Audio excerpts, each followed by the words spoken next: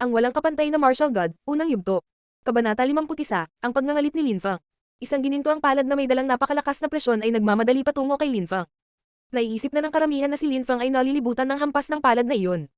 Sina Lan Feng ay natalo ng katulad na pag-atake, paano naman si Lin Feng? Get lost. Mahigpit na sabi ni Lin Feng. Nakakasilaw ang liwanag ng kanyang espada habang pinupuno nito ang mga mata ng lahat ng nanunood. Ang maningning na liwanag ng espada at ang gininto ang kamay ay nagpahusay sa kagandahan ng isa't isa. Bilang resulta ng kanilang banggaan, isang malakas na tunog na katulad ng isang gang-ang kumalat sa buong kapaligiran.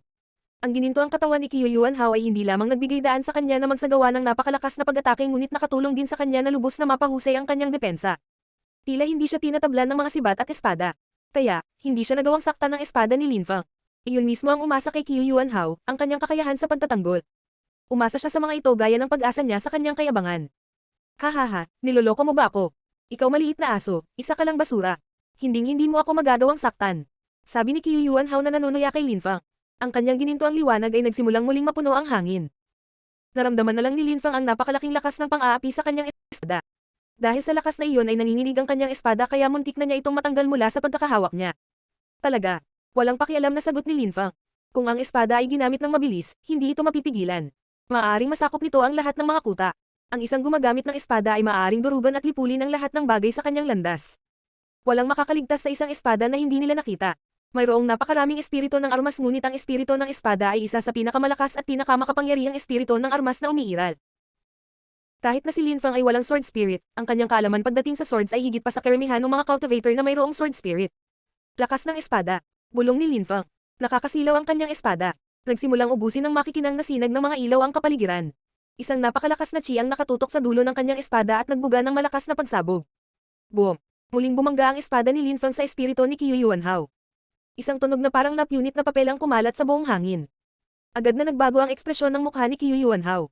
Siya, na hindi kapani-pani walang malakas, ay kinailangan na umatras upang maiwasan ang makapangyarihang espadang iyon at hindi na umasa lamang sa kanyang mga depensa.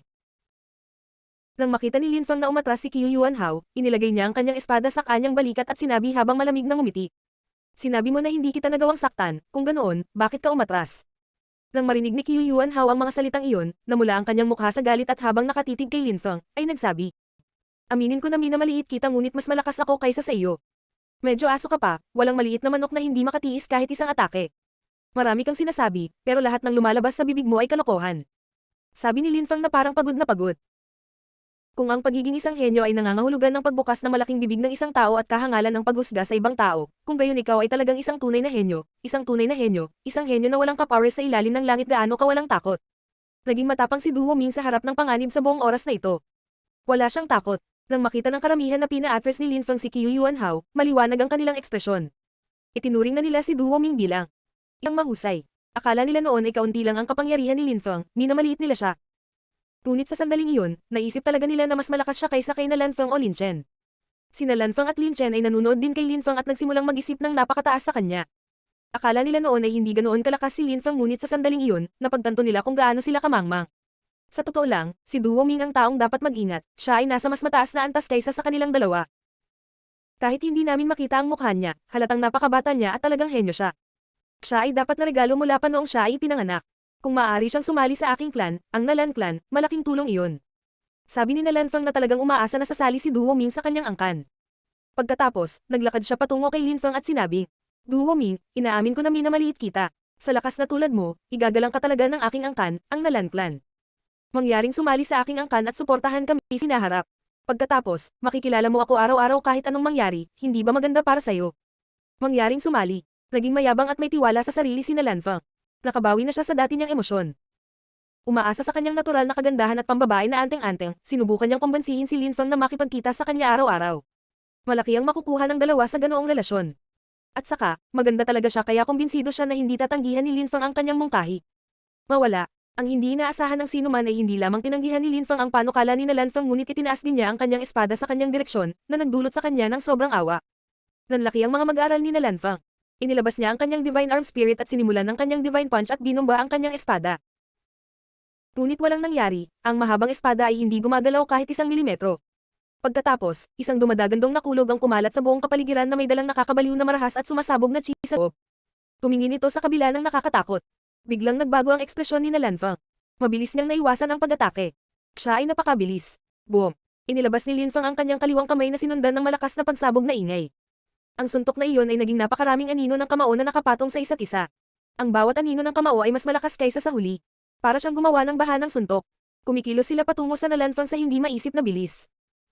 Napaungol si Nalanfang. Napatras siya at mukhang marupok at mahina. Gumausda siya pabalik sa gilid ng pangunahing yugto ng labanan. Isang hakbang paatras at mahuhulog na sana siya. Sa sandaling iyon, hindi na alam ng mga tao kung ano ang nangyayari, masyado silang nalilito. Napakaraming beses na silang ginulat ni Linfang. Sa tuwing gumagalaw si Linfang, nakita nilang kamangha-mangha siya, ngunit sa bawat pagkakataon. Napagtanto din nila na minamaliit nila siya. Tila lalong lumalakas ang kanyang lakas. Parang paulit-ulit nilang, minamaliit siya. Kahit sa sandaling iyon, mabilis at mahusay na natalo ni Linfang si Nalanfang. Naalala nila kung paano nila naisip na sina Nalanfang at Lin Chen ay tiyak na mananalo sa laban na ito at hindi nila inilagay ang binata sa kanilang mga mata. Iniisip nila na sila ay naging katawa-tawa at hanggal. Kung wala si Qiu Yuanhao, karapat-dapat sana si Linfang na italaga bilang kanilang lolo. Hindi lang ang karamihan ang nag-isip ng ganoon. Naisip nila Nalanfang at Lin Chen, ngunit lalo na kay Nalanfang, na sila lang ang may pagkakataon at binabaliwala si Linfang nang nasa battle stage na silang tatlo, naghahanda para sa huling labanan. Halos nakalimutan na nila na nandoon si Linfang. Talagang minaliit nila siya. Sa sandaling iyon, napagtanto din nila kung gaano sila katawa-tawa. Napagtanto nila sa pamamagitan ng pagmamaliit sa kanya, maaaring pareho silang namatay sa ilalim ng kanyang espada. Napakalakas mo. Maaring tulungan mo akong magsanay at pagbutihin ang aking mga kasanayan. Sa paglilinang, sabi ni Linfang habang nakatingin kay Nalanfang habang tahasan itong pinapahiya. Si Linfang ay napuno ng galit at galit dahil sa ugali ng mayabang na babaeng iyon ngunit ang higit na ikinagalit ni Linfang ay ang babaeng iyon ay hindi gumagalang sa mga tao. At gusto niyang igalang siya ng ibang tao, kung hindi, bakit niya ipapadala ang kanyang mga tropa sa gabi upang atakehin ang mga nagkasala ng pabigla-bigla? Hindi kinaya ni Linfang ang mayabang at mayabang na babae. Si Nalanfang ay lubos na nahihiya sa kanyang sarili nang maalala niya ang kanyang sinabi. Pakiramdam niya ay talagang tanga siya.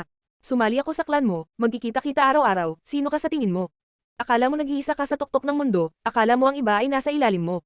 Ano ang nagbibigay sa iyo ng karapatang isipin na gugustuhin kong makilala ka araw-araw? Nagpatuloy si Linfang sa pagsasalita at ipinaunawa kay Nalanfang kung gaano siya kitawa-tawa at wala siyang karapatang maging mayabang. Naramdaman ni Nalanfang na nag-aapoy ang kanyang mukha. Hindi niya mapabulaanan ang anumang sinabi ni Linfang. Sa sandaling iyon, nakatingin si Nalansyong sa kanila. Nakatitig siya kay Linfang na puno ng galit at ang ekspresyon ay malamig sa yelo. Napakadali niyang natalo si Nalanfang.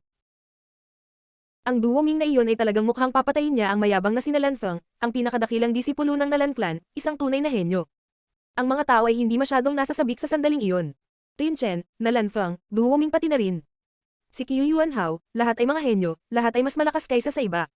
Walang sino man sa kanila ang may lakas na maaaring magpahamak sa kanila, ngunit ang ilan sa kanila ay napakalakas na ang dugo ng mga tao ay kumukulo sa pananabik, halimbawa kapag tumitingin kay Linfang. Unti-unti na siyang nagpapakita ng lakas, unti-unti na siyang nababaliw. Sa ngayon, hindi pa siya gaano galit at galit gaya ng mga sandaling iyon. Kung gaano siya naging malupit, mas nasasabik ang karamihan. Wala na ring handang lumaban sa kanya. Siya ay talagang mainitan ng dugo at walang awa. O andyan ka pa pala. Wala akong intensyon na lumaban sa iyo para pigilan ka sa paghihiganti. Ngunit palagay mo ba ang pagsisikap na ipahiya ako ng paulit-ulit at ang pag-iisip na ikaw ang pinakamahusay na tao sa mundo ay nagiging isang kamanghamanghang tao? Tumingon si Linfang at nakatingin kay Qiu Yuanhao at pagkatapos ay sinabi sa malamig na tono. Sinabi, una si Nalanfang ay labis na mayabang at itinataas ang kanyang sarili kaysa sa iba. Nakaya niyang kumilos ng ganoon dahil siya ay nasa isang maliit at miserableng bayan tulad ng Yangzhou City. Paano ka, hindi ka ba kumikilos sa parehong paraan? Henyo, tinatawag akong maliit na aso at manok. Ngayon, kung tanungin ka, ano ang dahilan kung bakit ka naging henyo? Sinabi yun ni Linfang habang naglalakad. Pinakawalan niya ang kanyang espiritu sa unang pagkakataon. Lahat sila ay tila hindi napansin na lahat sila ay nagpakawalan ng kanilang espiritu kahit isang beses.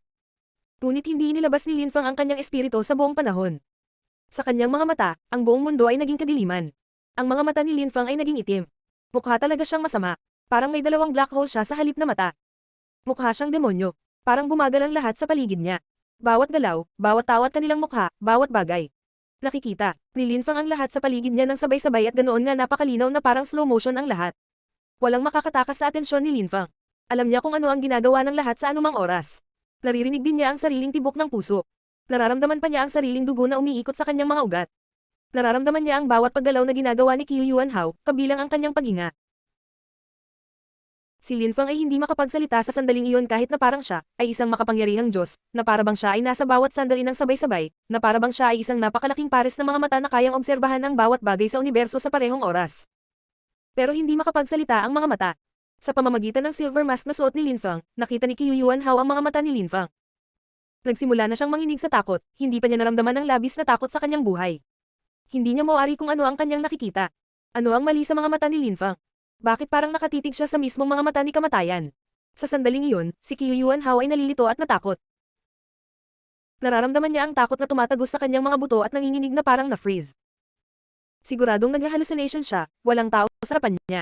Malinaw na nakatayo si Linfang sa kanyang harapan ngunit hindi maramdaman ni Qiu Yuanhao ang kanyang presensya. Para lang siyang nakapikit at hindi makita ang mga tao o maramdaman ang presensya ng ibang tao malapit sa kanya. Para bang ang lugar kung saan nakatayo si Linfang ay isang black hole na sumisipsip sa kanyang presensya. Boom, boom, boom. Sa sandaling iyon, sobrang tahimik ng kapaligiran. Lahat ay nakatitig kay Linfang na parang siya lang ang tao. Sa loob ng universo.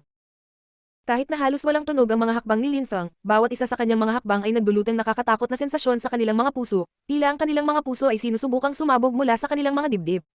Ito ay takot, ito ay takot. Ito ay isang primal instinct, ang lahat ay nais na gawin. Lamang ang isang bagay. Tumakbo. Sa mga mata na puno ng galit, si Linfang ay palapit ng palapit sa nagyelo na Qiu Yuanhao sa bawat hakbang. Ang walang kapantay na martial god, unang yugto. Kabanata 52, Sinong mga ngahas? Sa sandaling iyon, si Linfang ay nababalot ng isang misteryosong aura ng kadiliman. Ang kanyang mga hakbang ay tila naaayon sa isang uri ng espesyal na ritmo ng kosmiko. Ang ritmo ng kosmiko na iyon ay tila sumusunod sa parehong mga batas tulad ng sa mga elementong puwersa. Ang espada ay maaaring magpakalat ng isang malakas na puwersa ng espada sa bawat hampas. Ang langit at lupa ay natural ding magbubunga ng puwersa na pumupuno sa mundo. Nang ilabas ni Linfang ang kanyang espiritu, naramdaman at naiintindihan niya ang mga bagay sa paraang nakakagulat na nangunguna, naiintindihan niya ang mga misteryo na nakalilito sa mga cultivator na mas mataas sa ilang lugar. Milyon-milyong mga pag-iisip ang umiikot sa kanyang utak ng buong bilis.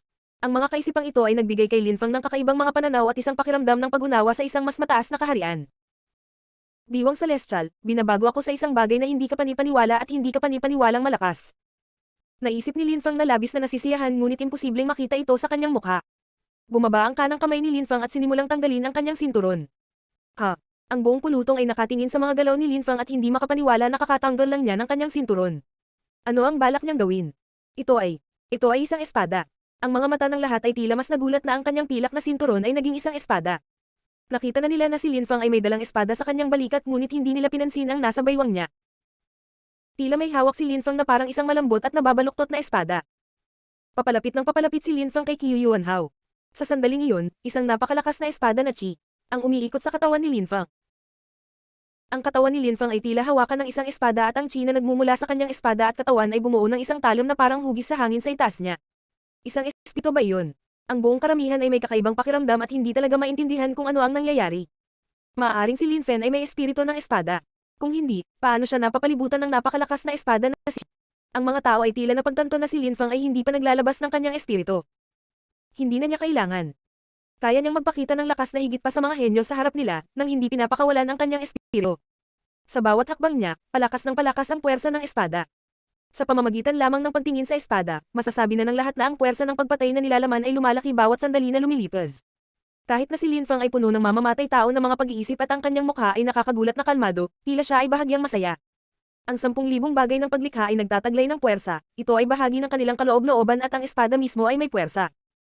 Bakit patuloy na gumagamit ng sword chi kung mayroong walang limitasyong puwersa? Dati, kakailanganin ni Linfang na maglabas ng maraming sword chi para magamit ang sword force ngunit sa sandaling ito ay hindi niya pinakawalan ng sarili niyang sword chi, ngunit ginagamit niya ang sword force at kinuha ang chi mula sa sword papunta sa kanyang katawan. Malaya niyang makontrol ang puwersa sa kanyang kalooban. Maaari na siyang humiram ng puwersa kung kailan niya gusto. Sa makatuwid, kaya niyang magpakawalo ng kasing dami ng puwersa ng espada sa isang hampas na gusto niya. Hindi na siya nalilimitahan ng sarili niyang chi. Ang kanyang buong katawan at aura ay nagsisimula ng magmukhang isang espada, tulad ng isang napakatalom at walang awa na espada. Si Linfang, sa kaibuturan ng kanyang puso ay nagiging mas masaya at mas masaya.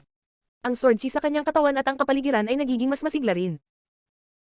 Gayunpaman, sa parehong oras, si Qiu Yuanhao ay lalong nag-aalala, ang isang hitsura ng takot ay bumabalot sa kanyang mukha.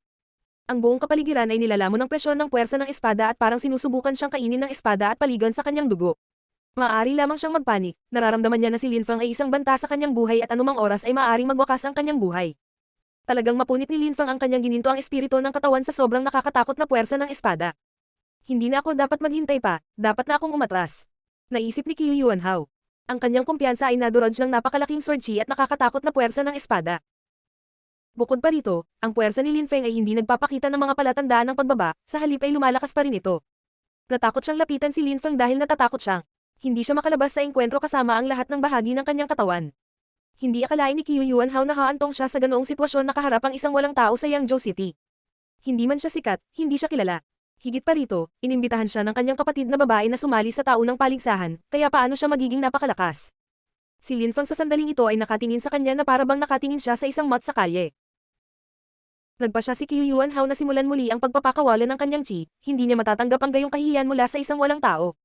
Ang kanyang gininto ang katawan ay napapaligiran ng nagniningning na gintong liwanag at sinimulan niyang ilabas ang kanyang napakalaking lakas. Ang kanyang buong katawan ay naglalabas ng malakas na chi at gumagamit pa siya ng hindi kapani-paniwalang puwersa. Hindi malulupig na gininto ang katawan. Sa napakalakas na sigaw, nagpa siya si Qiu Yuanhao na sumalakay. Pinahiran niya ang kanyang kamao sa kanyang hindi masisirang aura at inilunsad ang kanyang kamao patungo kay Lin Feng. Boom! Habang ang kanyang kamao ay bumagsak sa hangin, ang tunog ng mga pagsabog ay pumuno sa hangin na para bang sinisira niya ang kapaligiran na pumipigil sa kanyang kamao. Sinabi ni Lin Feng ang salitang iyon sa mahinang boses at biglang, isang napakalakas na puwersa ng espada ang lumabas sa kanyang katawan at napunit ang kapaligiran, pagkatapos ay sumugod patungo sa katawan ni Qiu Yuan. How?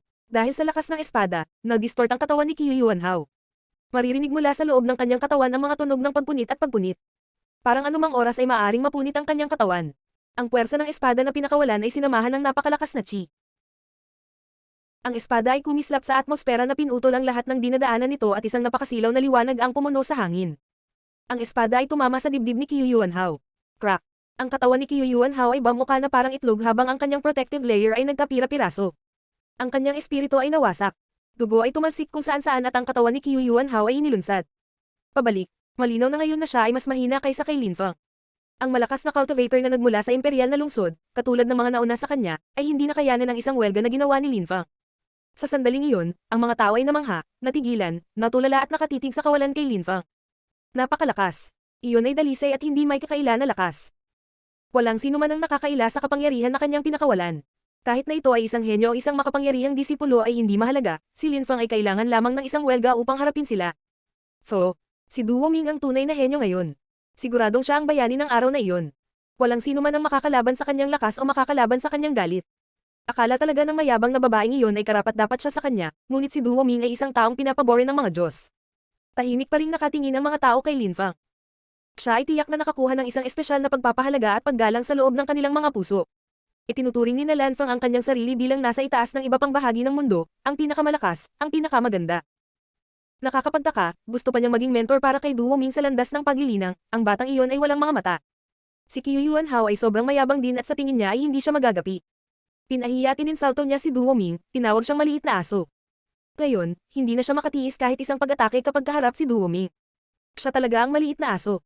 Inisip niya talaga na maaari siyang maging ganoon ka-arrogant sa Duo Ming City pero nagkamali siya, mas mabuting matuto siya ng leksyon at kumilos sa Yangzhou City. Si Duo Ming lang ang tunay na henyo. Nakatanggap siya ng pagpapala mula sa langit at lupa. Siya ang pinakamatalino at pinakamakapangyarihang tao sa Yangzhou City. Hindi malaman ni Lin Feng kung ano ang iniisip ng karamihan. Nakatingin siya kay Qiu Yuanhao na nakahandusay sa lupa. Walang ekspresyon si Lin Feng. Iyon ang kabayaran para sa kahihiyan at paghamak sa iba ng walang dahilan. Tumingon si Lin Feng at hindi na muling tumingin kay Qiu Yuanhao. Ang mga black hole na ginagamit niya bilang mga mata ay lumingon kay Lin Chen. Sa araw na iyon, gagamitin ni Lin Feng si Lin Chen at papawiin ang lahat ng nakaraan niyang kahihiyan. Mukhang ikaw at ako ang huling natitira. Ituloy natin. Sabi ni Lin Feng na walang emosyon, na ikinatakot ni Lin Chen. Hindi niya alam kung ano ang balak nitong gawin. Ang kanyang lakas ay halos kapareho ng kay na Lan Feng. Nagawa ni Qiu Yuanhao na talunin si na Lan Feng. Nang madali, ngunit ang malakas at makapangyarihang Qiu Yuanhao ay hindi nagawang harangan ng espada ni Lin Feng na nagbigay ng impresyon kay Lin Chen na wala siyang pagkakataong talunin si Lin Feng. Sino ba ang lalaking iyon? Nakakagulat na napakalakas niya. Bulong ni Lin Chen. Sa araw na iyon, nasira ang tiwala niya sa sarili. Akala niya noon ay kamangha-mangha siya dahil naabot niya ang unang layer ng Ling Chi. Akala niya noon ay kaya niyang talunin ang sinumang nauna sa kanya. Siya ay isang tunay na henyo at walang ibang mahalaga. Ang kanyang estado ng pag-iisip ay kapareho ng kalagayan ni na Lan Feng. Pagkatapos ay lumitaw si Qiu Yuanhao mula sa kung saan at ipinaunawa sa kanya na kahit na naabot na niya ang unang layer ng Ling Chi, marami pang iba na mas malakas pa rin kaysa sa kanya at mas mahuhusay. Ngunit sa sandaling naisip niya na si Qiu Yuanhao ay napakalakas, pinutol siya ni Lin Feng sa isang atake ng espada. Ito ay nagparamdam sa kanya ng labis na kababaan. Sa tingin ko ay walang silbi ang magpatuloy pagkatapos ng mga kaganapang ito. Sabi ni Lin Chen na malamig at nakahiwalay. Nadudurog man ang kumpiyansa sa sarili niya ay ayaw pa rin niyang ipakita. Ayaw niyang aminin na gusto na niyang sumuko. Ang itim na mga mata ni Lin Fang ay tila nakangiti. Kahit sa puntong iyon, ayaw tumigil ni Lin Chen sa pag-arte ng mataas at makapangyarihan. Triksi ng balahibo ng moonlight. Ang katawan ni Lin Fang ay nawala ng walang bakas. Lin Chen, umatras. Sabi ng isang sumigaw ng sobrang lakas. Natakot si Lin Badaw at ayaw niyang atakihin ni Lin Fang si Lin Chen. Kanina pa siya nagpapansinan. Nang makita niya ang galaw ni Lin Fang, agad niyang binalaan si Lin Chen. Kasabay nito, ang kanyang katawan ay nag-transform sa isang ipoypo na sumisira sa hangin at dirdiretsong gumagalaw patungo sa fighting stage. Alam din ni Lin Chen ang panganib at agad niyang pinakawalan ng kanyang Universal Ice and Fire Spirit. Parehong lumalabas ang ice at apoy sa kanyang mga kamay at itinapon niya ang sarili kay Lin Fang na lumitaw sa kanyang harapan. Boom! Hinarang ni Lin Fang ang pag-atake, ang yelo ay natunaw at ang apoy ay napula. Kaagad pagkatapos, bumaril ang kanyang katawan kay Lin Chen. Hindi siya magpapakita ng anumang awa, isang atake ng espada. Itinutok ni Lin Fang ang kanyang espada kay Lin Chen. Tingnan natin kung maglakas loob ka, sigaw ni Lin Badaw habang sinusubukang makialam. Isang nakakapasong apoy ang pinakawalan mula sa palad ng kanyang kamay at gumalaw upang harangan ang espada ni Lin Fang. Boom! Hindi maisip na malakas ang apoy at nagpapahina sa kapangyarihan ng espada na malapit nang bumangga sa katawan ni Lin Chen ngunit tinamaan pa rin siya ng puwersa ng espada at pinalipad siya patungo sa gilid ng fighting stage, buhay siya ngunit malubhang nasugatan. Gaano kakapangahas na lumabag sa tuntunin ng taunang paligsahan. Sumigaw si Lin Fang at pagkatapos ay hindi nagdag. Dahil wala kang halaga, kailangan mong gumawa ng isang panoorin sa iyong sarili at kailangan ang tulong ng nakatatandang henerasyon upang suportahan ka, isang kahihiyan. Sa wakas ay naipakita na ng Lin Clan ang tunay na kulay nito. Napakawalan Jia. Nanatiling tahimik si Nalansyong. Masyadong nalihis ang buong tournament na iyon sa kanyang binalak. Dahil sa ganito, pakiramdam niya ay wala nang saysay ang lahat ngayon. Sinakta ni Lin Fang ang kanyang anak na si Nalanfang, maawa kaya si Nalansyong kay Lin Fang. Gaano mapangahas? Sino ka sa tingin mo, para maging ganyan kayabang? Nakita ni Lin Badaw na nanatiling tahimik si Nalansyong, hindi siya nagdalawang isip at sinubukang sampilan ang pilak na maskara ni Lin Fang. Hindi sinubukan ni Lin Fang na iwasan ang pag-atake. Ang kanyang pilak na maskara ay direktang nahulog sa lupa at lumitaw ang kanyang tunay na mukha. Ikaw. Sabay na sinabi ni Lin Badaw at Lin Chen ang mga salitang ito. Nang makita nila ang totoong mukha ni Lin Fang, natulala sila. Pakiramdam nila ay may blizzard na kumakalat sa kanilang mga yugat at isang nagyayelong malamig na lamig ang damaloy sa kanilang mga gulugod. Kasabay nito, ang lahat ng miyembro ng Lin Clan sa karamihan ay natigilan nang makita nila ang totoong mukha ni Lin Fang. Ang nakakabaliw na malakas at makapangyarihang binata na iyon ay nakakagulat na miyembro ng Lin Clan. O talagang dating miyembro ng Lin Clan na pinatalsik dahil sa tila mahina. Ang walang kapantay na martial god, unang yugto. Kabanata 53, isang mabangis na tigre. Siya iyon. Kaya pala na maglakas loob siyang salakayin ako. Nagpadala ako ng mga tropa, ngunit pinatay niya silang lahat, ngayon ako ang susunod. Labis na nagulat si Nalanfang. Nanginginig siya sa takot dahil nagpadala siya ng maraming tao para patayin siya ngunit napatay niya silang lahat, at walang iniwang nakaligtas. Nang maalala niya ang nangyari sa Whistlewind Restaurant, may pait na naramdaman si Nalanfang sa kanyang puso. Ano ang nagbigay sa kanya ng karapatang kumilos kay Lin Fang sa gayong maliliit na problema? Pinagsisisihan niya ang lahat ng kanyang mga aksyon hanggang sa puntong ito. Siya ay lumikha ng isang kakilakilabot na kaaway para sa kanyang sarili at sa kanyang angkan. Nang makita ng mga tao ang ekspresyon ng mga miyembro ng Lin Clan, nagulat sila. Nataranta sila at iniisip kung sino ang misteryosong taong nasa ilalim ng maskara. Sino ang lalaking iyon na nagpagulat sa mga miyembro ng Lin Clan? Imposible, paano ka naging ganito kalakas? Hindi makapaniwala si Lin Chen sa kanyang nasaksihan, lahat ng lakas na ipinakita niya. Isang napakalakas at makapangyarihang binata, siya ay isang henyo. Hindi niya, kailanman iisipin na magkakaroon siya ng lakas para labanan siya, akala niya noon ay isa itong basura. Ang pakiramdam niya sa sandaling ito ay hindi mabata, kung siya ay talagang basura kung gayon ano siya. Walang duda. Tama ang iyong mga mata. Ako si Lin Fang, ang taong labis ninyong hinahamak, kilala rin bilang piraso ng basura sa loob ng Lin Clan. Parang walang pakialam si Lin Fang. Ang kanyang simpleng sagot ay nagpabigat sa puso ng mga miyembro ng Lin Clan. Ang binatang ito ay dapat na ang kaluwalhatian at pagmamalaki ng Lin Clan, kasama siya sa kanilang tabi, ang kanilang kinabukasan ay magiging maluwalhati. Dapat ay pinuri nila siya bilang isang bayani ngunit sa halip ay kinutya nila siya at pinatalsik sa angkan. Anong ganap na kalokohan ang mayroon silang lahat, hindi nila karapat-dapat ang gayong henyo. Ang mga tao ay gumagalaw at nagiging hindi mapakali. Iniwan ng Lin Clan si Lin Fang. Sinabi ng chismis na ito ay isang basura na halos mamatay laban kay Lin Hong. Hinamak siya ng lahat sa Lin Clan. Kailangan ba talaga ng nakakatakot na binata na ito ng tulong mula sa kanyang ama laban sa isang taong mas mahina kaysa sa kanyang sarili? Ang mga alingaw-ngaw ay nagsimulang tumunog ng higit at higit na hindi totoo. Nakakabaliw ang nangyari sa entablado. Walang mag-aakalang lilito si Qiu Yuanhao. Natuklasan nila ang isang henyo, ngunit ang henyong iyon ay ang kilala bilang isang basura ayon sa mga alingaw-ngaw mula sa Lin Clan. Hindi nakakagulat na suot niya ang pilak na maskara. Unti-unting naunawaan ng mga miyembro ng audience ang sunod-sunod na pangyayari at kung bakit walang background ng misteryosong binata na ito. Lin Chen, ang mga taong kasing yabang mo ay napakabihirang iniisip mo na ikaw ay nakatayo sa tuktok. ng mundo, nakatingin sa iba. Ngunit posible lang na maging ganoon ka sa loob ng Lin Clan, iyon lang. Huwag sabihin na ikaw ay isang henyo dahil ang lahat ng ikaw ay isang hanggal na batang babae. Lin ba daw, ikaw ay isang mahinang shell ng isang tao kumpara sa aking ama, hindi ka magiging kasing lakas niya. Ngunit kumilos ka sa pakikipagsabuatan sa kagalang-galang na elder upang lampasan ang kapangyarihan at palayasin ng aking ama. Higit pa riyan, gusto mo siyang paalisin sa clan. Naniniwala ka sa kapangyarihan ni Lin Chen higit sa anupaman, sa pag-aakalang siya balang araw ay magiging pag-asa para sa angkan. Ngunit ngayon, nakikita ng lahat na hindi ako kayang makipagkompetensya ni Lin Chen. Siya ay isang walang kwentang maliit na batang babae na tanging bibig lang ang kayang patakbuhin. Hindi ka ba nakakaramdam ng katangahan? Hindi mo ba naisip na ikaw ay katawa-tawa? Hindi ka ba nahihiya sa sarili mo? Hindi ka ba nagsisisi sa ginawa mo? Siyempre, naiintindihan ko na hindi mo ito aaminin kahit na pinagsisisihan mo ang iyong ginawa. Gayunpaman, ngayon ay simula lamang. Ngayon ko lang napatunayan kung gaano ka katanga at walang hiya kayong lahat. Ang iyong mga salita, ang iyong mga mukha. Kayong ay marumi. Balang araw babalik ako kasama ng aking ama at kami ay kukuha ng hustisya. Biglang tumigil si Lin Fang sa pagiging tahimik. Bawat pangungusap na sinabi niya ay tumagos ng malalim sa puso ng mga miyembro ng Lin Clan. Ginalaw sila nito at nabigla. Tama si Lin Fang. Ang bawat miyembro ng Lin Clan ay nangahas na hamakin si Lin Hai at gusto si Lin Ba daw na maging pinuno ng Lin Clan. Hindi ito dahil malakas si Lin Ba daw dahil wala si Lin Ba daw sa parehong liga ni Lin Hai. Ang lahat ng ito ay dahil kay Lin Chen at sa kanyang talento. Lahat sila ay tumingin sa kanya na para siyang isang Diyos. Naisip nila na si Lin Chen ay may walang limitasyong kapangyarihan. Inakala nila na kaya niyang bumangon ng Lin Clan at lahat sila ay makikinabang sa hinaharap. Ngunit hindi nila akalain na ang kanilang minamahal at pinakamamahal na si Lin Chen ay maaaring malumpasan ng ibang tao, lalo na ng isa pang henyo na natiwalag sa angkan. Ang pinakamapait na bagay ay na siya ay anak ng dating pinuno ng angkan. Iyon ang simula, wala nang iba pa. Si Lin Fang ay magiging mas malakas. Siya ay may malaking potensyal at walang limitasyong talento. Maaabutan pa kaya siya ni Lin Chen?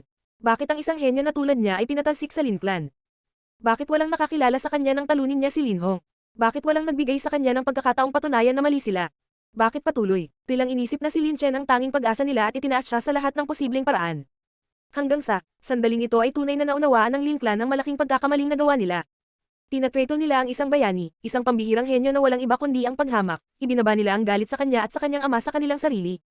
Mayroon ba sa kanila ang tunay na nag-iisip tungkol sa angkan? Nanghihinayang. Siyempre, pinagsisihan ng mga miyembro ng Lin Clan ang lahat. Alam nila na walang makakapagpabalik sa panahon bago sila gumawa ng gayong mga pagkakamali. Nakagawa sila ng malaking pagkakamali sa pananakit ng isang henyo ng Yangzhou City.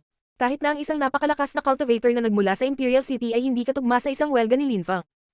Hayop ka, tumahimik ka, galit na sigaw ni Lin Ba daw dahil hindi na niya kayang marinig ang mga salita ni Lin Fang. Lin Ba daw, isa kang walang kwentang miyembro ng angkan. Ginagamit ang tiyuhin ng aking ama para maabyutan ang kanyang kapangyarihan. Ang iyong layunin ay lumikha ng kalituhan sa loob England Clan. Wala kang pakialam sa ugnayan ng ating pamilya, tungkol sa parehong dugo na dumadaloy sa ating mga ugat. Mula sa kaibuturan ng iyong puso, ang gusto mo lang ay patayin ang aking ama at kami.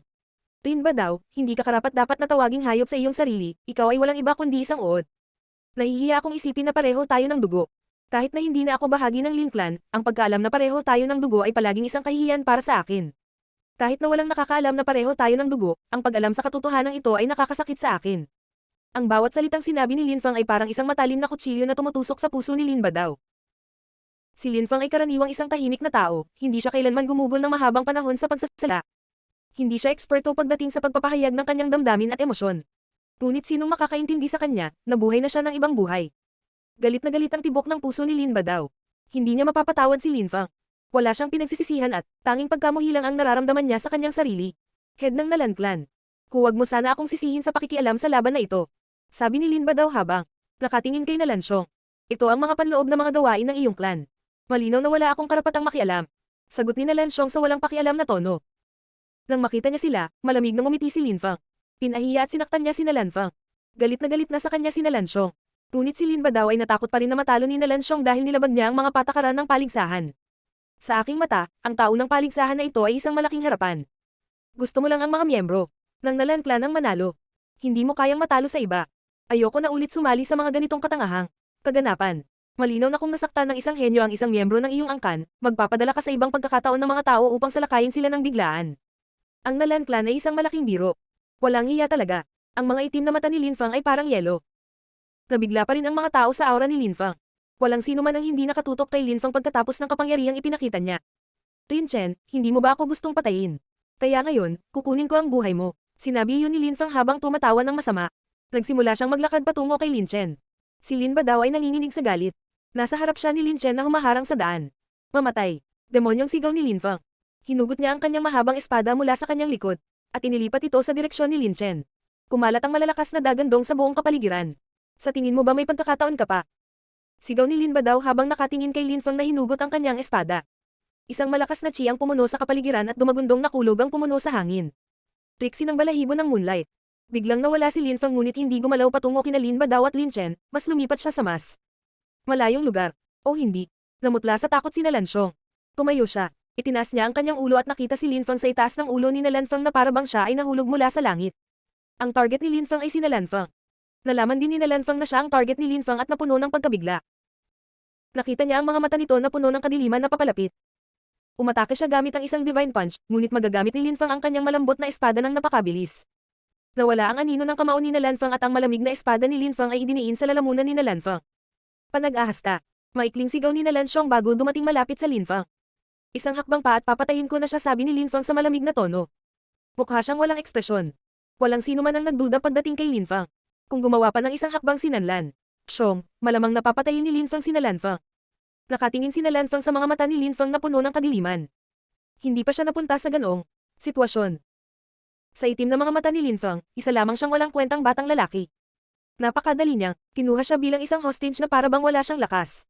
Sa sandaling iyon, malinaw na naunawaan ni Nalanfeng na kinuha siya ni Lin Feng bilang isang hostage. Ang mga tao ay nakatingin kay Lin Feng habang nananatiling walang imak. Ang kahangahangang binata na iyon na tila pinagpala ng Diyos ay labis ding walang ingat at ambisyoso. Inakala ng lahat na siya ay baliw at nakakagulat na nang ahas siyang ipahiya ang bawat angkan ng paulit-ulit. Tahimik lang ang karamihan habang pinapanood ang mga kaganapang ito.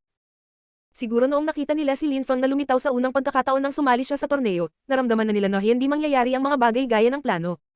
Kahit na ang mga pangyayari kay Qiu Yuanhao ay hindi inaasahan, gayunpaman, iniinsulto ni Lin Feng ang lahat ng makapangyarihang angkan mula pa noong una siyang lumitaw. Nasaktan niya ang lahat dahil sa nangyari bago ang paligsahan. Nagkamali noon si Nalanfeng at parang binalak na ni Lin Feng na gamitin siya para makatakas. Isa itong walang awa at baliw na binata. Tanging isang taong kasing lakas ni Lin Feng ang maaaring maging. Walang ingat sa kanyang mga aksyon. Tanging isang taong kasing baliw ni Lin Feng ang maaaring nagplano nito sa simula. Ang kanyang mga salita ay mahiwaga at ang kanyang mga aksyon ay nakakabaliw. Nakuha niya ang atensyon ng buong karamihan. Nang gustong maghayganti ni Lin Badaw, nagulat si Lin Feng sa buong pulutong sa kanyang mga salita, kasama si Nalansyong. Si Lin Badaw at Nalansyong ay walang magawa sa harap ni Lin Feng, na hawak si Nalanfeng bilang bihag. Para silang mga unggoy na sumasayaw sa himig niya. Si Lin Feng ay parang isang mabangis na tigre, nahuli na niya ang kanyang biktima. Ang walang kapantay na martial god, unang yugto. Kabanata 54, ganap na kontrol ng Chizu Cavalry. Si Lin Feng ay nasa ganap na kontrol. Ginagamit ni Lin Feng ang kanyang celestial spirit at sa sandaling iyon ay nakita niya ang lahat ng napakalinaw na parabang tinitingnan niya ang mundo na nagyelo sa oras.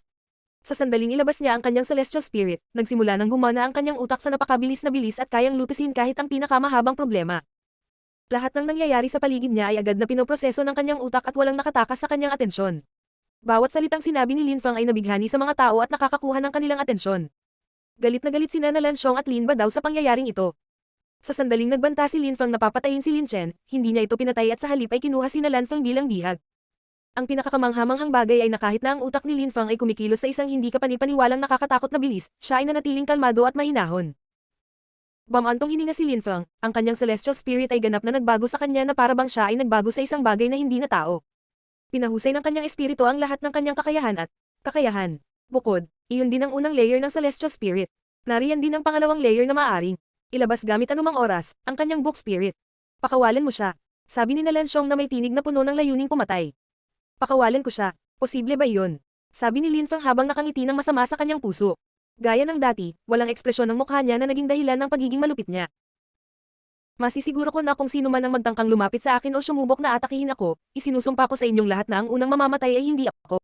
Sinabi ni Lin Feng ang malupit na mga salitang ito nang halos walang pagbabago sa kanyang ekspresyon, na hindi nagpapakita ng takot. Parang sampal sa mukha ang mga sinabi niya. Hindi mapigilan ni Nalansyong na pilipitin ang mukha sa galit. Tara na, bahagyang gumalaw ang malambot na espada ni Lin Feng. Sa isang iglap, lumitaw ang isang sinulid ng dugo sa lalamunan ni Nalanfeng kahit na bahagyang damaykit ang malambot na espada sa kanyang lalamunan. Natakot si Nalanfeng nang makaramdam siya ng matinding sakit. Lalo siyang natakot dahil sa itim na mga mata ni Lin Feng. Hindi siya naniniwala na madali siyang pakakawalan ni Lin Feng kapag nakatakas sila. Ang kanyang mga mata ay mukhang hindi makatao at walang puso, walang mga mata ng tao kundi ng isang demonyo. Baka mamatay talaga siya sa kamay niya. Sina Lanfang ay sumunod kay Linfang at nagsimulang maglakad patungo sa exit. Tandaan mo ang aking mga salita. Sabi ni Linfang habang nakatingin kay Lin Badaw na malapit sa kanya sa sandaling ito. Muling idiniin ni Linfang ang kanyang espada sa lalamunan ni Lanfang at lumitaw ang isa pang bakas ng dugo. Umatras. Sigaw ni Lansyong kay Lin Badaw na nakatayo sa isang madiskarteng punto. Nakikita niya na nagpaplano pa rin si Lin Badaw na salakayin si Linfeng. Nang inag si Lin Badaw sa tono ni Lansyong. Kinasusuklaman niya si Lansyong dahil sa kanyang pagpigil. Hindi niya akalain na si Linfang ay magiging napakaliit at kukunin si Lanfang bilang isang hostage. Walang, maglalakas loob na harapin siya, dahil sa takot na galitin si Lansyong. Linfang, kung pakakawalan kita, pakakawalan mo ba ang aking anak na babae? Tanong ni Lansyong na may matigas na tono. Sinisikap mo bang patayin ko siya dito at ngayon? Nakatitig lang ang itim na mata ni Linfang kay Nalan. Syong na walang emosyon. Pakiramdam ni Lansyong ay walang kapangyarihan laban kay Linfang. Wala siyang lakas ng loob na gumawa ng anuman dahil sa mga mata ni Linfang ay purong kadiliman na nagmukhang. Hindi ka panipani walang masama. Natakot siya na si Linfang ay magagalit at papatayin si Lanfang. Hindi na sila nag-usap pa. Si Linfang at Lanfang ay unti-unting nawala sa abot tanaw. Kahit na walang magawa si Lansyong, ipinagdarasal pa rin niya na sana ay walang nangyaring trahedya kay Lanfang. Sa wakas, nakita ng karamihan ang silwete ni Linfang na nawala sa malayo. Hindi nila maiwasang makahinga ng maluwag nang makita siyang umalis. Nadama nila na ang lahat ng ito ay isang magulong panaginip. Lahat sila ay pagod na pagod sa mga nangyari. Napakaraming kahangahangang bagay ang nagawa ni Linfang. Ang bawat tao ay nagkaroon higit sa sapat na kaguluhan para sa isang araw. Linfang, Linfang, Linfang. Sa bawat sulok ng lungsod, isang pangalan lang ang maririnig.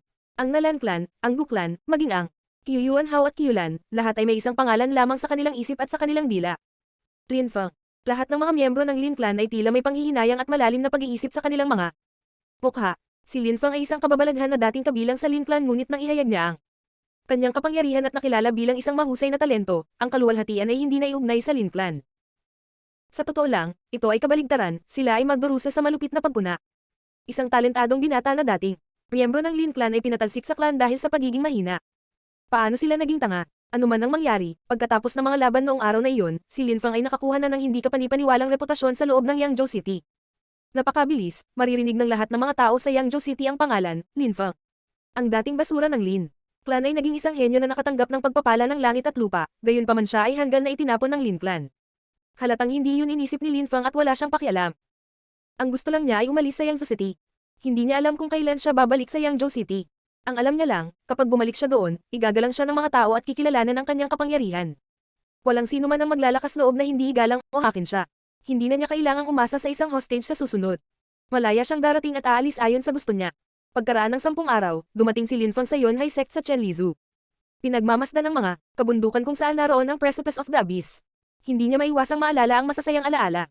Ang landas ng paglilinang ay parang isang bundok na patuloy mong inaakyat at isang araw, maaari mong tingnan ang nilikha mula sa tuktok ng mundo. Kahit na si Linfang ay nagpakita ng pambihirang talento sa Yangzhou City, hindi siya gaanong nagyayabang. Alam niya lamang na siya ay nakagawa ng kaunting pagunlad sa landas ng paglilinang, ngunit ang mundo ay malaki at ang landas ay mahaba. Hindi niya alam kung gaano kalawak ang kontinente ng Siyam na Ulap o kung gaano kalakas ang mga tao. Walang dahilan para maging mayabang kung talagang kakaunti lang ang alam niya. Maraming mga henyo sa kontinente, halimbawa, ang lalaking iyon nakasama ni Lin Chen na may maalamat na espiritu ng rock. Napakabata pa niya at mas malakas kaysa kay Linfang. Mayroon na siyang kapangyarihan na harapin ang Yunhai Sect Elder. Naglakas loob siyang pumunta sa Yunhai Sect at humingi ng respeto. Pagbalik ko sa pavilion, ang unang bagay na dapat kong piliin ay ang mga bagong diskarte na mas mahirap at kumuha ng pagsusulit upang maging isang piling alagad. Ang pagsali sa Elite Disciples ay magbibigay daan sa akin na maging isang tunay na Yunhai Sect Disciple at makakasali ako sa mga internal affairs ng sect. Sa ngayon, wala akong magagawa bilang ordinaryong alagad. Iniisip ni Linfang kung ano ang kanyang gagawin at malinaw na sa kanya kung ano ang susunod niyang gagawin. Sa sandaling iyon, naririnig niya ang dumadagandong na mga paa ng mga kabayo sa di kalayuan, nanginginig ang lupa. Nagulat si Linfang. Agad siyang lumingon at nakita ang ulap ng alikabok na tumaas sa hangin. Ang mga nakabaluti na kabayo ay tumatakbo ng buong bilis. Chizu.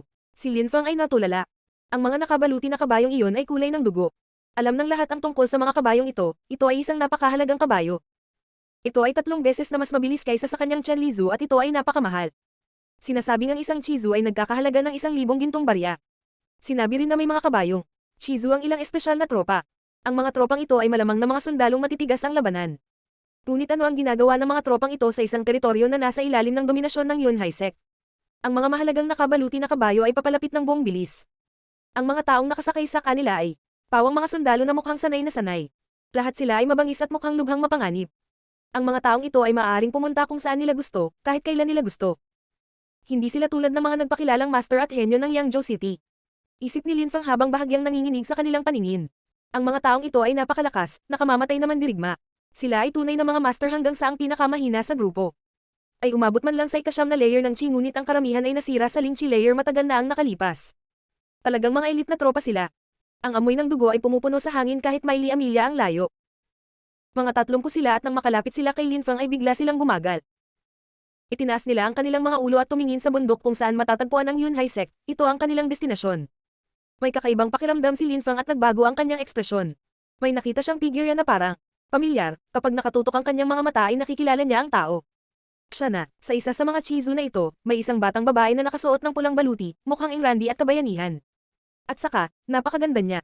Hindi malilimutan ni Linfang ang kanyang mukha. Shit. Nag-isip si Linfang habang nananatiling mapagbantay. Hindi niya akalain na doon siya magkikita. Halatang kasama niya itong grupo ng mga nakamamatay na mandirigma. Ang napakagandang babaeng iyon ay isang iginagalang at tanyag na disipulo ng Yunhai Sect. Liu Fei. Ikaw ba yan? Malamig na sabi ni Liu Fei. Mukhang galit siya habang nakatingin kay Linfang. Dati pa siyang naglakas loob na bastyusan siya. Hindi pa siya nakakapaghiganti, ngunit hindi niya ito nakalimutan. Nagmumura si Linfang sa kanyang isipan. Ang grupo na kasama niya, lahat sila ay mas malakas kaysa sa grupong pinatay niya sa Yangzhou City. Mukha silang mga mandirigma na matitigas ang labanan. Kung gusto nilang lumaban, si Linfang ay hindi makakalaban sa kanila. Ang grupong iyon ay mas malakas kaysa sa kanya. Nasa desperado siyang sitwasyon dahil pareho silang mas mabilis at mas malakas kaysa sa kanya, ayaw niyang lumaban. Fei Fei, may problema ka ba sa lalaking iyon? Sabi ng isang binata sa tabi ni Liu Fei habang nakatingin kay Linfang. Dahil mukhang galit si Liu Fei, nagsimula na ring magpakita ng galit ang lalaking iyon. Walang problema, isa siya sa mga kapwa ko disipulo ng Yunhai Sect. Nakilala namin ang isa't isa, iyon ay hindi inaasahan. Umiling si Liu Fei at walang pakialam na sinabi iyon.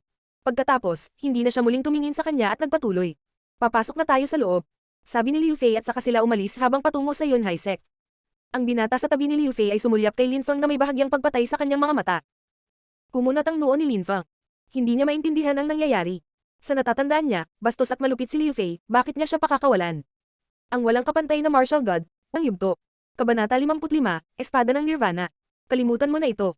Si Linfang ay hindi gustong mag-isip ng husto tungkol dito. Mukhang mas mataas ang katayuan niya sa mga sundalong iyon kaysa inakala niya. Ang kanilang kapangyarihan ay higit sa kanya ngayon. Hindi ako masyadong malakas at wala akong anumang tropa na sumusuporta sa akin. Isip ni Linfang, habang nakatingin sa grupo mula sa likuran. Determinado si Linfang na gawin ang kanyang makakaya sa sandaling makabalik siya sa Yunhai Sect at sumali sa mga elite na disipulo. Sumakay si Linfang sa kanyang kabayo patungo sa bundok. Nakatayo roon ang dalawang gwardya, bumagsak ang kanilang mga ulo sa lupa at hindi sila tumingin sa kanya habang siya ay dumaan. Ito ang parehong mga gwardya na una niyang nakilala, natuto na sila ngayon ng kanilang leksyon at nagpakumbaba. Tulad ng dati, ang kapaligiran ng Yunhai Sect ay napuno ng pakiramdam ng kapangyarihang hiniram mula sa langit at lupa. Ito ay napaka-inspirasyon at mas nagudyok kay Linfang na dagdagan ang kanyang lakas. Lalo na taon-taon, may pagsusulit para maging isang piling alagad. Ang pinakamalakas na ordinaryong disipulo ay maaaring sumali at posibleng pumasok sa elite disciples na nangangahulugan na maaari silang maging tunay na Yunhai Sect disciples. Bukod dito, sinabi rin na ang mga nangungunang elite na disipulo ay maaaring direktang umupo sa isang pagsusulit at kung sila ay makapasa, sila ay makakasama sa mga core na disipulo ng Yunhai Sect na naging pundasyon ng kapangyarihan ng sekta. Ang Yunhai Sect ay may malaking impluensya sa Zuyu country. Bagamat hindi sila ang pinakamalakas na sekta, hindi pa rin sila madaling pabayaan. Ang mga pangunahing disipulong iyon ay itinuturing na pagmamalaki at kaluwalhatian ng sekta. Kahit na sa mga lungsod sa labas ng kanilang teritoryo, ang isang core na disipulo ng Yunhai Sect ay tretuhin ng may paggalang at saan man siya pumunta. Sinuportahan sila ng sekta mismo. Ito rin ang nangyari sa loob ng mga angkan. Halimbawa sa Lin Clan, ang Honorable Elder o Lin Ba daw ay iginagalang din ang core disciples of a sect. Sa Lin Clan, gusto nilang si Lin Ba daw ang maging pinuno ng clan. Dahil umaasa sila na si Lin Chen ay maaaring maging core disciple ng Haoyu Sect. Ito ay magdadala sa kanila ng malaking karangalan at lubos na magtataas ng kanilang katayuan sa loob ng bansa. Kung umunlad si Lin Chen, maaari pa siyang maging elder sa Haoyu Sect na magiging lubhang maimpluwensyang ang Lin Chen. Sa kasamaang palad, si Linfang na natitiyak ng lahat na magiging isang natatanging figure sa hinaharap, ay hindi na miyembro ng Lin Clan at may natitira pang panghihinayang sa mga pangyayari. Pagdating niya sa Yunhai Sect, nagpa siya muna si Linfang na hugasan ang dumi mula sa kanyang katawan dahil naglakbay siya ng 10 araw. Pagkatapos ay nagsuot siya ng malinis na set ng Yunhai Sect Disciple Robe. Oras na para magtungo siya sa Xingchen Pavilion. Nakalusot na siya ngayon sa layer ng Ling Qi. Kailangan niya ng mas advanced na agility technique at mas mataas na antas ng martial skill. Pagkatapos lamang, ganap niyang ilalabas ang kanyang kapangyarihan sa panahon ng labanan. Tagapagtanggol Bay. Nakita ni Lin Fang ang matandang lalaki na may parehong ekspresyon tulad ng palagi niyang nakikita sa pasukan ng Xingchen Pavilion. Para siyang nakatitig ng walang laman sa abot tanaw. Ngunit labis na natuwa si Lin Fang na malaman na ang matandang lalaki ay isang tagapagtanggol ng sekta at kapag kinakailangan ay magiging sobrang masigla at makapangyarihan. Alam ni Lin Fang na ang matandang nakaupo sa harap ng Xingchen Pavilion ay maaaring magmukhang matamlay ngunit ito ay isang aspeto lamang ng kanyang personalidad. Gayunpaman, kung hindi ito nakita ni Lin Fang ng kanyang sariling mga mata, hindi siya makapaniwala na ang matanda ay maaaring maging napakalakas. Biglang nagbago ang ekspresyon ni Protector Bay, itinaas niya ang kanyang ulo at tumingin kay Lin Fang ng may kumikinang na mga mata. Pagkatapos ay ngumiti siya, na napakabihirang, at sinabi, "Oh, sa wakas ay nakabalik ka na. Oo, naghahanap ako ng bagong agility technique para sanayin." Sabi ni Lin Fang habang nakangiti at tumatango. "Pumunta ka sa unang palapag. Huwag kang magmadali." Sagot ni Protector Bay. "Salamat, Protector Bay, salamat sa iyong tulong at paumanhin sa abala sa iyo." Ang layunin ni Lin Fang ay pumunta sa unang palapag at makakuha ng mga advanced na kasanayan. Ayon sa mga alituntunin ng Yunhai Sect, tanging ang mga nakarating sa Lingchi Layer o ang mga elite disciples lamang ang maaaring pumunta sa unang palapag. Ang mga disipulo na nakarating na sa Lingchi Layer ngunit hindi pa sumasali sa elite disciples ay magkakaroon ng limitadong oras kapag pumipili ng mga kasanayan, hindi sila maaaring maglaan ng kanilang oras. Hindi rin sila magkakaroon ng access sa ikalawang palapag kung hindi nagiging elite disciple. May isang oil lamp na nakasindi nang pumasok sila sa silid at kapag namatay ang oil lamp na iyon, kailangan na nilang umalis. Sa maikling panahong iyon, kinailangan nilang makahanap ng angkop na mga diskarte sa liksi at kasanayan sa militar para sa kanilang sarili. Ang oras na nanatili ang mga oil lamp na ito ay karaniwang hindi sapat na oras upang makahanap ng angkop na mga diskarte sa liksi at mga kasanayan sa militar. Mayroong napakaraming martial skills at agility techniques sa Xingchen Pavilion.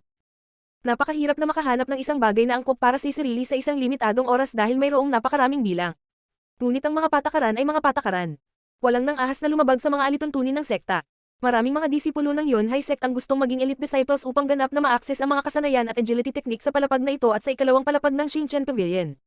Sa ganoong paraan, mapapabuti nila ng husto ang kanilang mga kakayahan at mahahanap ang pinakamahusay na mga diskarte para sa kanilang mga estilo ng pakikipaglaban. Hindi na kailangan magpasalamat o humingi ng pasensya sa pag-abala sa akin. Huwag ka na lang pumunta sa second floor. Maaari kang manatili hanggat gusto mo sa ground floor at unang palapag. Walang pakialam na sabi ng matanda. Si Lin Fang ay nagulat, natulala, natigilan. Kasunod nito ay may malaking ngiti sa labi. Talagang napakaswerte ni Lin Fang na binabantayan siya ng tagapagtanggol. "Maraming salamat, salamat, salamat sa iyo, iginagalang na tagapagtanggol." Medyo naging pamilyar si Lin Fang sa sandaling iyon nang kausapin ang matanda. Pumasok siya sa Xingchen Pavilion at kagad pagkatapos ay lumipat patungo sa hagdan patungo sa unang palapag. "Bata, nag-aalala lang ako na ang iyong kasalukuyang antas ng paglilinang ay hindi tumutugma sa mga kasanayan at diskarte sa mas mataas na palapag, kung hindi ay sinabi ko sa iyo na pumunta sa ikatlong palapag." Naisip ni Protector Bay habang nakatingin sa silhwete ni Lin Fang at saka umiling-iling at ngumiti. Pagkatapos ay bumulong siya. Ang bangi ng Zanggo. 8 drum. Binago mo ang kasaysayan ng Yunhai Sect. Palagi kang makakapasok sa aking hamak na Xingchen Pavilion ayon sa gusto mo. Malaki ang impresyon ni Protector Bay kay Lin Fang ngunit hindi ganoon ang iniisip ng ibang mga disipulo ng Yunhai Sect. Nang makita nila si Lin Fang, na nakasuot ng damit ng mga ordinaryong disipulo at agad na umakyat sa unang palapag ng Xingchen Pavilion, maraming tao ang natulala. Sino ang lalaking iyon? Paano siya makakalampas sa ground floor ng pavilion? Hindi ko alam pero malinaw na isa siyang ordinaryong disipulo. At hindi siya isa sa mga disipulong kilala sa pagpasok sa Lingchi Layer. Maraming tao ang naiinggit at naiinggit.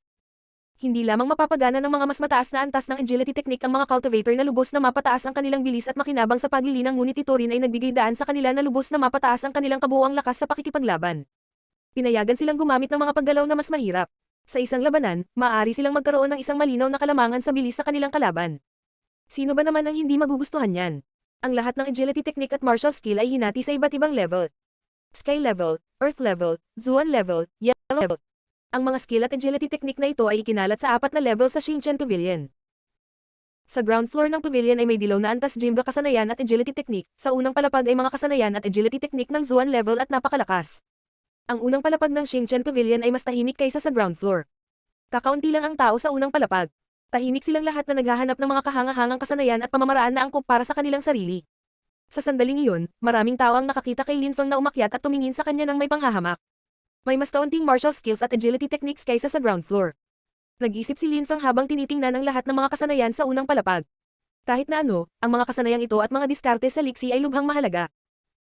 Ang mga ito ay malinaw na napakahirap hanapin, sa makatuwid ay may mas kaunting mga kasanayan sa unang palapag kaysa sa ground floor. Maghanap tayo ng agility technique. Naisip ni Lin Fang habang tinitingnan ang lahat ng mga libro at pagkatapos ay sinimulang basahin ang mga ito at pag-aralan ang mga kasanayan. Purity Technique, Zuan Level, sumisipsip ng enerhiya ng kapangyarihan ng langit at lupa upang linisin ang katawan, kinokontrol ang mga function ng katawan at nagbibigay ng higit na kontrol sa katawan, pagsasanay hanggang sa pinakamataas na antas at ang iyong katawan ay magiging mas mabilis, mas malakas at kontrolado ng madali. Pakitandaan na ang kasanayang ito ay angkop para sa anumang espiritu. Hindi ito maaaring isagawa ng napakabilis dahil ang mga kalamnan at sisidlan ay dapat munang masanay sa pagbabago sa loob ng katawan. Ang pagpapabuti ng masyadong mabilis ay magkakaroon ng kabaligtaran ng mga epekto at ang katawan ay mapapagod at posibleng mapinsala. Iyon ay isa sa mga pamamaraan. May isang maliit na tala na nakasulat sa aklat na iyon na nagbibigay daan sa mga nakababatang henerasyon na maunawaan ito ng mas detalyado. Kukunin ko yata ang isang ito. Sabi ni Lin Fang sa mahinang boses. Para bang hindi niya nakita ang babala na nakasulat sa pamamagitan ng kamay sa libro, agad na pinili ni Lin Fang ang diskarteng iyon. Hindi man lang tiningnan ni Lin Fang ang iba pang mga diskarte. Alam niya ang ginagawa niya. Lahat ng tungkol sa Purity Agility Technique na iyon ay mukhang walang silbi ngunit naisip ni Lin Fang na ito ay mahusay. Maghanap ako ng ilang martial skills ngayon. Isip ni Lin Fang habang papunta sa mga skill shelf. Dead Forest. Nakapapasong Apocalypse. Nakamamatay na Frost. Tinitingnan ni Lin Fang ang lahat ng mga kasanayang ito ngunit wala ni isa sa mga ito ang kasya siya. 8 strike ng Desolation. Antas ng Zuan. 8 napakalakas na strike na sumasakop sa kalangitan at halos imposibleng makaiwas. Ang kasanayang ito ay nakakuha ng atensyon ni Lin Fang. Kukunin ko rin ang isang ito. Kinuha ni Lin Fang ang librong iyon ngunit hindi umalis, kailangan niya ng isa pang martial skill, napakatagal na mula nung nagpractice siya ng anumang bagong kasanayan sa militar. Kaya kailangan niyang dagdagan ang kanyang lakas sa labanan ng mabilis. Pagkaraan ng ilang sandali, nakahanap si Lin Fang ng sword skill na napakalakas at nasa antas ng Zuan ngunit nangangailangan ito ng sword spirit para lubos na maunawaan. Nangangailangan din ito ng perpektong pag-unawa sa puwersa ng espada. Kung hindi naiintindihan ng isang tao ang mundo at ang mga elementong puwersa sa loob, imposibleng maunawaan ang kasanayang ito. Tinawag itong Sword of Nirvana. Maraming mga disipulo ang umiwas sa kasanayang ito dahil ang mga kondisyon upang malaman ito ay hindi kapani-paniwalang malupit. Hindi lamang nila kailangan na maunawaan ang puwersa ng espada, ngunit ang mundo sa kanilang paligid at iba pang elementong puwersa. Mangangailangan sila ng malaking pangunawa. Swerte, nakahanap na ako ng iba. Si Lin Fang ay nasa sabik. Tila ang espada ng Nirvana ay inihanda lalo na para sa kanya. Nangangailangan ng pag-unawa sa puwersa ng espada at nangangailangan din ng perpektong pag-unawa sa mundo at sa mga puwersang nakapaloob sa loob. Magkakaroon siya ng perpektong pangunawa sa mundo at mga puwersa sa loob sa pamamagitan ng paggamit ng kanyang espiritu. Ito ay isang perpektong kasanayan para sa kanya. Ang kasanayang ito ay ginawa para sa kanya. Ang pangangailangan ng pagkakaroon ng espiritu ng espada upang matutunan ang kasanayan ay isang biro. Ang isang taong may espiritu ng espada ba ay mas may kaalaman tungkol sa mga espada kaysa kay Lin Fang.